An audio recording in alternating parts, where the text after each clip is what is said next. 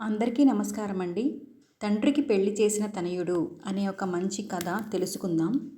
పూర్వం హస్తినాపుర సామ్రాజ్యాన్ని శంతనుడు అనే రాజు పరిపాలిస్తూ ఉండేవాడు.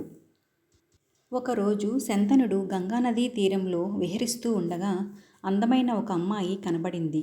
ఆమె పేరు గంగ. నిన్ను పెళ్లి చేసుకుంటాను, నీకిష్టమేనా అని శంతనుడు అడిగాడు. ఇష్టమే అన్నది గంగ. కానీ కొన్ని షరతులు పెట్టింది. పెళ్లి అయిన తర్వాత నేనేమి చేసినా అడ్డు రాకూడదు. నా పనులకు అడ్డు వస్తే నేను వెళ్ళిపోతాను. అందుకు అంగీకరిస్తేనే పెళ్లి చేసుకుంటాను అని అనింది.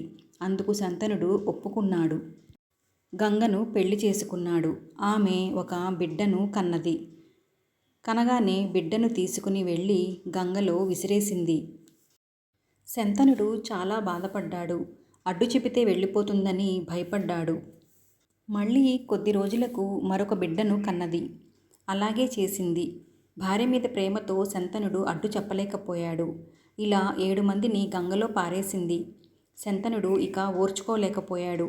తనకు బిడ్డలు కావాలి, వారసుడు కావాలి. ఈసారి పుట్టిన బిడ్డను కాపాడుకుంటాను అని అనుకున్నాడు. మళ్ళీ ఏడాదికి ఒక బిడ్డను కన్నది గంగ.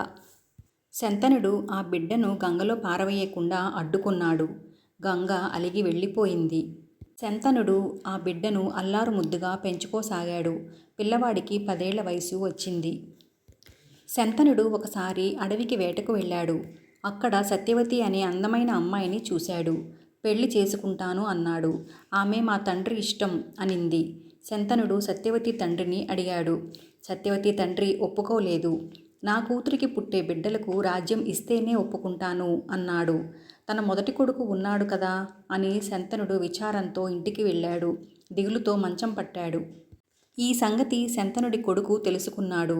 సత్యవతి తండ్రి దగ్గరకు వెళ్ళాడు. మీ అమ్మాయిని మా నాన్నకిచ్చి పెళ్లి చేయండి.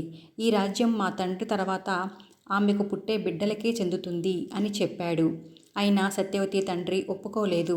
రేపు నీకు పెళ్లి అయ్యి బిడ్డలు పుడితే వారు అడ్డం వస్తారు కదా అని అన్నాడు.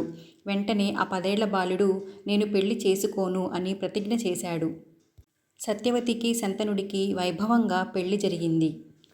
పెళ్లి చేసుకోను అని ప్రతిజ్ఞ చేసి తండ్రికి పెళ్లి చేసిన ఆ బాలుడు ఎవరో తెలుసా? ఆ బాలుడు ఎవరో కాదు, భీష్ముడు.